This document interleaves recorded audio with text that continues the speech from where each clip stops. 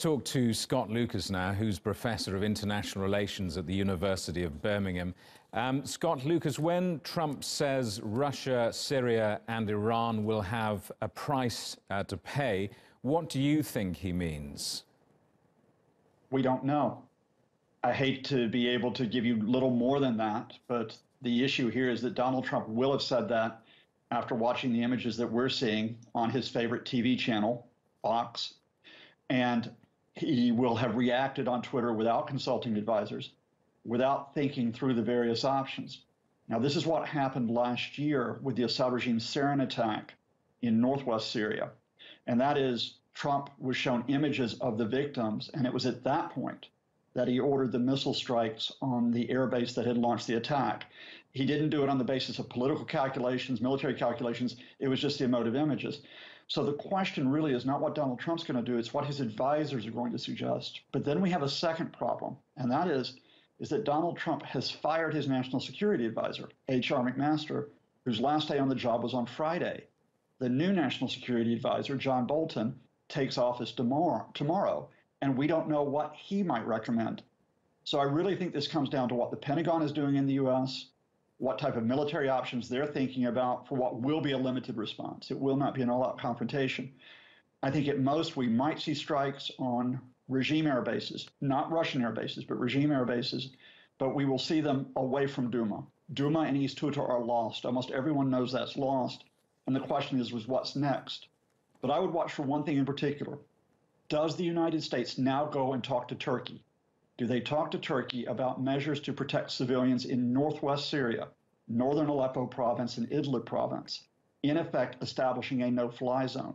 That will be a key indicator as to how serious the U.S. is about longer-term steps, and of course, what other countries will be involved. And will the U.S. be able to justify a military response to the use of chemical weapons?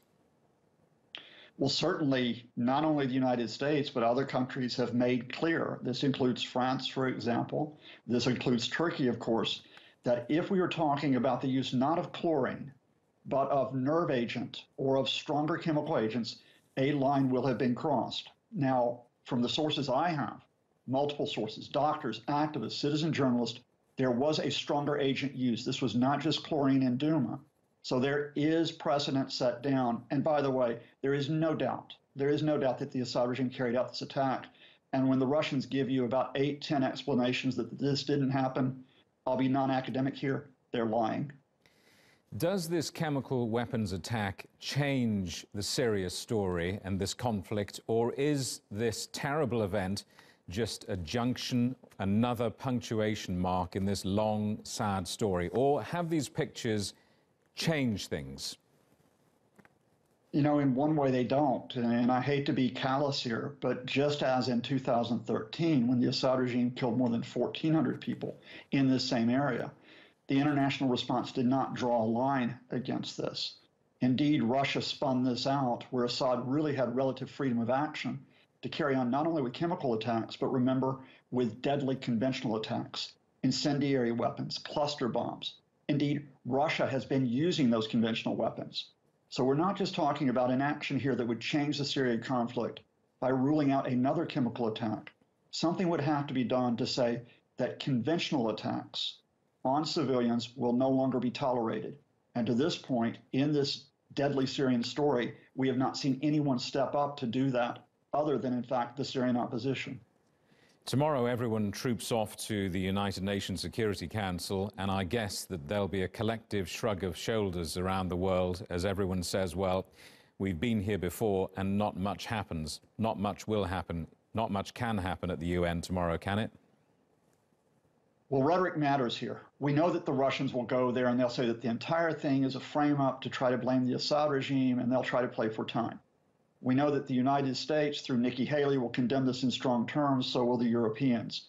What will matter is what happens in the next 2-3 days after the attack. And by that, I don't just mean a one-off military response. I'm talking about serious discussions, which would involve the United States, European countries, Turkey, Jordan, Israel, all those countries to say those areas that Assad does not control, civilians in those areas will now be protected. We will not tolerate Assad regime or Russian attacks. That message would have to be given to Moscow. Do I think that message will be given? I'm skeptical, but that is the one thing that could change this course of this conflict and finally save some lives. And how much is the American domestic arena important in all of this? Ordinarily, US presidents will look to their domestic audiences for what to do next. Trump is different, isn't he?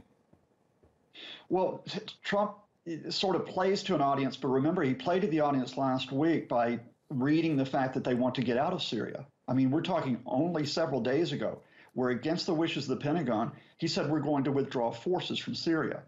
Now, Trump can rally opinion, but I think these images also will mobilize opinion.